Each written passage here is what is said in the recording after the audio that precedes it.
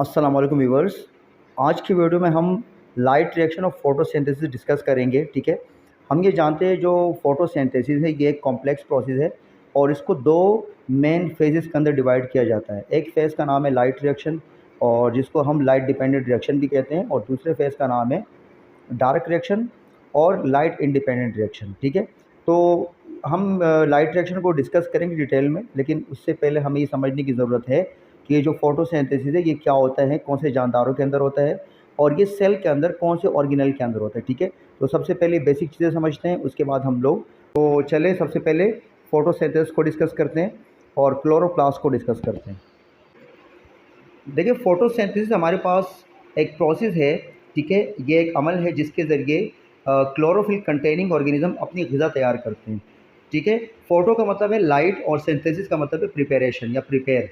तो it is a process by which plant और chlorophyll containing organism prepare their own food by taking carbon dioxide from the air. ठीक है, water from the soil in the presence of light and chlorophyll. ठीक है, is called photosynthesis.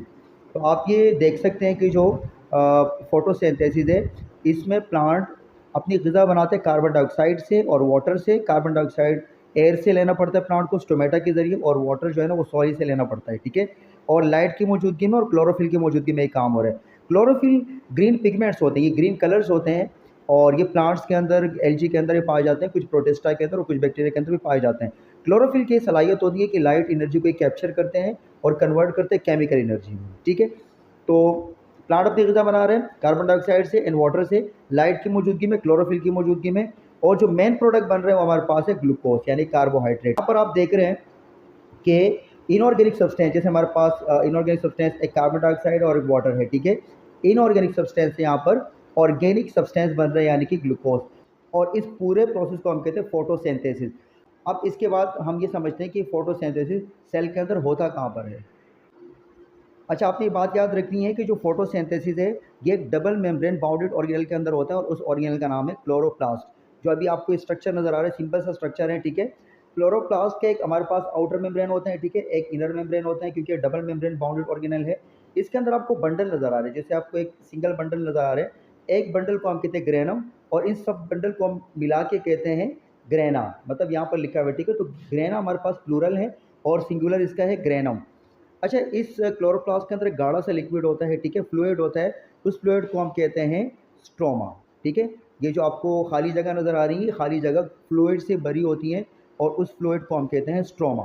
ठीक है, आपने ये बात याद रखनी है, जो लाइट रिएक्शन हम डिस्कस करेंगे वो ये जो ग्रेना है ना, ये ग्रेना एक छोटे छोटे मेम्ब्रेन से मिलकर बना है। अगर आप देख रहे हैं एक बंडल नज़र आ रहे हैं, तो एक सिंगल मेम्ब्रेन को हम कहते हैं थाइलाकॉइड, सिंगल मेम्ब्रेन को हम थाइलाकॉइड कहते हैं, और ये सब मेम्ब्रेन मिला के एक बंडल बनाते हैं, उस बंडल को हम कहते हैं ग्रेनम, और इन सब बंडल को मिला के हम कहते हैं ग्रेना।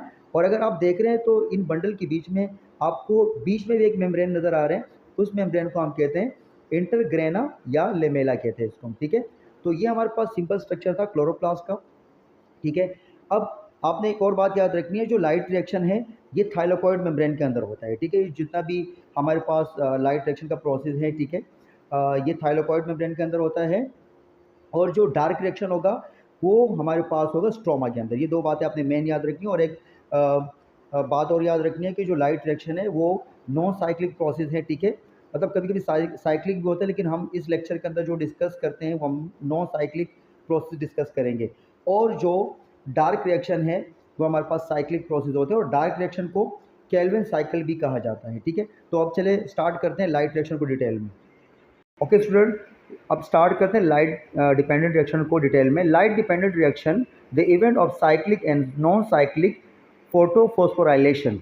तो जो लाइट रिएक्शन है आपको ऑलरेडी बता चुका हूँ कि ये साइक्लिक भी हो सकता है, नॉन साइक्लिक भी हो सकता है, लेकिन आज के लेक्चर में जो हम डिस्कस कर रहे हैं वो हमारे पास है नॉन साइक्लिक। अच्छा, यहाँ पर एक वर्ड इस्तेमाल किया गया है, उस वर्ड का मतलब है फोटोफॉस्फोराइलेशन। मतलब ये वो प्रोसेस है जिस प्रोसेस में किसी मॉलिक्यूल के साथ फॉस्फेट ग्रुप अटैच होते हैं। ठीक है, यहाँ पर दो मॉलिक्यूल बनेंगे, एक हमारे पास है ATP और एक हमारे पास है NADPH2। ठीक है, तो वहाँ पर फॉस्फेट ग्रुप की वहाँ पर एडिशन होगी, तो तभी इस प्रोसेस का नाम रखा गया है फोटोफॉस्फोराइलेशन। मतलब लाइट की मौजूदगी में फॉस्फोरस का ऐड होना किसी मॉलिक्यूल के साथ। The first phase of photosynthesis where energy of photon is captured and converted into chemical energy. Light reaction के दौरान सबसे पहले जो लाइट एनर्जी है यानी कि फोटोन, यहाँ पर वर्ड इस्तेमाल किया गया है, ये लाइट एनर्जी के लिए इस्तेमाल किया गया है। लाइट एनर्जी को कैप्चर किया जाता है और उसी लाइट एनर्जी को कन्वर्ट किया जाता है केमिकल एनर्जी में, और ये काम करता है क्लोरोफिल। ठीक है, क्लोरोफिल के बारे में हम डिस्कस कर चुके हैं कि ग्रीन पिगमेंट्स होते हैं। The energy of photon is store in a special molecule. ये जो एनर्जी है, ये जो फोटोन की एनर्जी केमिकल एनर्जी में कन्वर्ट की जाती है, फिर इस एनर्जी को एक स्पेशल मॉलिक्यूल के अंदर स्टोर किया जाता है। ठीक है, एक मॉलिक्यूल का नाम है एटीपी और दूसरे मॉलिक्यूल का नाम है NADPH2। एटीपी का फुल फॉर्म है एडिनोसिन ट्राईफॉस्फेट और NADPH2 का फुल फॉर्म है निकोटीन एमाइड डाइन्यूक्लियोटाइड फॉस्फेट। ये दो एनर्जी रिच कंपाउंड बनते हैं। ठीक है, और ये जो एनर्जी रिच कंपाउंड है फिर ये जाके यूटिलाइज होते हैं ग्लूकोज फॉर्मेशन में। आपने ये बात याद रखनी कि लाइट रिएक्शन के दौरान जो सबसे बड़े इवेंट्स होते हैं वो ये है कि एक एटीपी मॉलिक्यूल बनता है और एक NADPH2 मॉलिक्यूल बनता है। ठीक है, और डार्क रिएक्शन के दौरान जो सबसे मेन इवेंट है वो ये है कि वहाँ पर ग्लूकोज बनता है। ठीक है, लेकिन ग्लूकोज के लिए जो एनर्जी चाहिए, ठीक है, जाहिर बात है कोई भी काम होता है उसके लिए एनर्जी चाहिए होती है। वो एनर्जी कहाँ से आएगी? एटीपी से और NADPH2 से। और NADPH2 और एटीपी में जो एनर्जी स्टोर होती है वहाँ कहाँ से आती है? वो सन से आती है। Energy of ATP and NADPH2 will utilise to produce carbohydrate during the light independent reaction. तो ये जो एटीपी की एनर्जी है या NADPH2 की एनर्जी है, ये जाके यूटिलाइज होगी लाइट इंडिपेंडेंट रिएक्शन मतलब डार्क रिएक्शन के दौरान, और वहाँ पर क्या बनेगा? कार्बोहाइड्रेट बनेगा। In chloroplast, the light capturing chlorophyll molecule, membrane bounded protein and electron carriers all together constitute of the electron transport chain। कह रहे क्लोरोप्लास्ट के अंदर आपको बहुत सारे मॉलिक्यूल नजर आएंगे। इसमें हमारे पास जो है ना लाइट कैप्चरिंग क्लोरोफिल है। ठीक है, इसके अलावा मेम्ब्रेन बाउंडेड प्रोटीन है और इलेक्ट्रॉन कैरियर्स है, मतलब ऐसे मॉलिक्यूल या ऐसे प्रोटीन जो इलेक्ट्रॉन को एक जगह से दूसरी जगह तक लेके जाएंगे। 4 major groups of complexes are present in the membrane. तो इस मेम्ब्रेन के अंदर 4 मेजर ग्रुप्स कॉम्प्लेक्सेस प्रेजेंट होते हैं। एक का नाम हमारे पास है फोटो सिस्टम 1, जिसको हम PS1 भी कह सकते हैं। दूसरा हमारे पास है फोटो सिस्टम 2, ठीक है, और तीसरा हमारे पास है साइटोक्रोम B और F, और चौथा हमारे पास है एटीपेज कॉम्प्लेक्सेस। तो ये 4 हमारे पास मेजर ग्रुप्स है जो मेम्ब्रेन के अंदर आपको नजर आएंगे।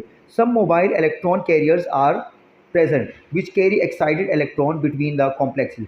तो यहाँ पर कुछ मॉलिक्यूल ऐसे भी होते हैं जो एक्साइटेड इलेक्ट्रॉन को एक जगह से दूसरी जगह तक लेके जाते हैं। एक्साइटेड वो इलेक्ट्रॉन होते हैं जो एनर्जी गेन करते हैं। आपने केमिस्ट्री में पढ़ा होगा, जब किसी इलेक्ट्रॉन को एनर्जी मिलती है तो वो अपने, जैसे कि शेल के अंदर हम बात करें, अगर वो लोअर शेल के अंदर है तो उसको एनर्जी मिलती है तो वो जंप मारता है अपर शेल में। ठीक है, तो इस तरह क्लोरोफिल के अंदर जब एनर्जी कैप्चर की जाती है तो क्लोरोफिल के अंदर कुछ इलेक्ट्रॉन एक्साइटेड हो जाते हैं और वो अपनी जगह छोड़ देते हैं।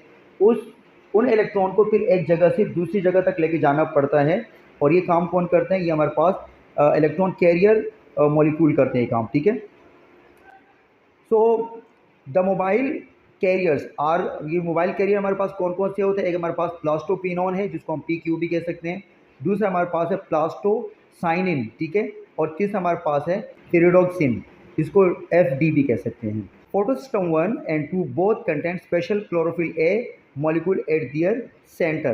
कह रहे जो फोटोसिस्टम 1 है और फोटोसिस्टम 2 है, दोनों के सेंटर में special chlorophyll molecule A present होते हैं। This chlorophyll molecule are identical. ये जो क्लोरोफिल मॉलिक्यूल है वो सारे क्या होते हैं? आइडेंटिकल होते हैं। The change in absorption spectra are due to their association with the chlorophyll bound protein. तो यहाँ पर ये बताया जा रहा है कि जो एब्जॉर्प्शन है स्पेक्ट्रा की, जो लाइट की जो एब्जॉर्प्शन है, ये किससे रिलेटेड है? बाउंड प्रोटीन के साथ रिलेटेड है। ठीक है, the chlorophyll A molecule at the reaction centre of photosystem 1 has the maximum absorption at 700 nanometre. कह रहे जो क्लोरोफिल A है ये फोटो सिस्टम 1 के अंदर ये जिस लाइट को एब्जॉर्ब करेगा उसकी वेव लेंथ होगी 700 नैनोमीटर। ठीक है, वेव लेंथ क्या होती है उसको भी डिस्कस करते हैं। आपने फिजिक्स में पढ़ा होगा कि लाइट जो है ना ये वेव की शक्ल में ट्रेवल कर रही होती है। ठीक है, तो फोटो सिस्टम 1 में क्लोरोफिल A उस लाइट को एब्जॉर्ब करेगा जिसकी वेव लेंथ होगी 700 nanometre, while those of the photo system 2 absorb at 680 nanometre. और ये क्लोरोफिल A मॉलिक्यूल जो है ये फोटोसिस्टम 2 के अंदर उस लाइट को एब्जॉर्ब करेगा जिसकी वेव लेंथ होगी 680 nanometre. This reaction centre are called P700 और P680। ठीक है। यहाँ पर पी का मतलब है पिगमेंट्स। पिगमेंट वो सब्सटेंस होते हैं जो कलर को एब्जॉर्ब करते हैं। यहाँ आपको एक डायग्राम नज़र आ रही है। अच्छा, यहाँ पर आप डायग्राम में देख रहे हो तो एक तरफ लाइट रिएक्शन हो रहा है, ठीक है। अगर आप ये देख रहे हो तो एक तरफ लाइट रिएक्शन हो रहा है और दूसरी तरफ हमारे पास केल्विन साइकिल यानी कि डार्क रिएक्शन हो रहा है। अब हम सबसे पहले किसको डिस्कस कर रहे थे? लाइट रिएक्शन को। देखिए, सबसे पहले लाइट रिएक्शन में अगर आप यहाँ से देख रहे हो तो वाटर इंटर हो रहा है, ठीक है। तो लाइट रिएक्शन के दौरान सबसे पहला प्रोसेस होता है photolysis. Photolysis mean breakdown of water molecule in the presence of light. तो आप यहाँ देख रहे हैं कि सोलर एनर्जी आ रही है और ये सोलर एनर्जी की मौजूदगी में वाटर मॉलिक्यूल ब्रेकडाउन हो रहा है, ठीक है, और उससे ऑक्सीजन गैस तो निकल रही है। अब यहाँ पर दो और चीज़ें वाटर मॉलिक्यूल से निकलती हैं, एक इलेक्ट्रॉन निकलते हैं और दूसरा हाइड्रोजन। वो जो हाइड्रोजन एटम्स है, आयन है, वो जाके फिर यूटिलाइज होते हैं ग्लूकोज फॉर्मेशन में, क्योंकि हम यहाँ देखते हैं कि डार्क रिएक्शन के दौरान फिर ग्लूकोज बनता है, ठीक है। वहाँ पर तो आपको पता है कि कार्बन डाइऑक्साइड तो बाहर से आ रहा है, लेकिन ग्लूकोज बनने के लिए हाइड्रोजन भी तो चाहिए होते हैं। तो वो हाइड्रोजन फिर कहाँ से आता है? वाटर से आता है, ठीक है। यहाँ से इलेक्ट्रॉन भी निकलते हैं और ये इलेक्ट्रॉन फिर जाते हैं क्लोरोफिल के अंदर, जहाँ पर खाली जगह रह जाती है, जहाँ से एक्साइटेड इलेक्ट्रॉन निकल जाते हैं, ठीक है। क्लोरोफिल पे जैसे लाइट पड़ती है तो वहाँ से एक्साइटेड इलेक्ट्रॉन निकलते हैं और वहाँ पर खाली होल बन जाते हैं। उन खाली होल में जो इलेक्ट्रॉन फिर बैठते हैं, जो इलेक्ट्रॉन आते हैं, वो कहाँ से आते हैं? वाटर से आते हैं। तो आपने ये बेसिक चीज़ें याद रखनी है कि सबसे पहले फोटोलाइसिस होता है। फोटोलाइसिस में हाइड्रोजन मॉलिक्यूल, मतलब फोटोलाइसिस में जो वाटर ब्रेकडाउन होता है तो उससे ऑक्सीजन गैस निकलती है जो एनवायरनमेंट के अंदर रिलीज़ हो जाती है।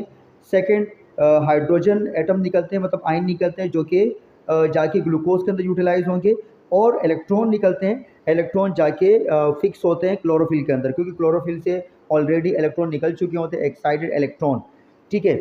तो चले यहाँ पर थोड़ा डिस्कस करते हैं कि जो हमने ऊपर डिस्कस किया कि वेब लेंथ। तो वेब लेंथ आपने देखना है कि क्या होता है, तो इसको थोड़ा डिस्कस करते हैं।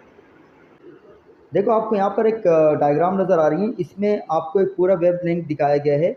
इस तरह एक लेयरें दिखाई गई हैं और इसको हम इसका जो ऊपर वाला पार्ट है इसको हम कहते हैं क्रस्ट, ठीक है। जो वेब लेंथ का ऊपर वाला पार्ट उसको क्रस्ट कहते हैं और जो निचला पार्ट है उसको हम कहते हैं ट्रफ, ठीक है। और दो क्रस्ट के बीच में जो फासला होता है इसको हम कहते हैं वेब लेंथ।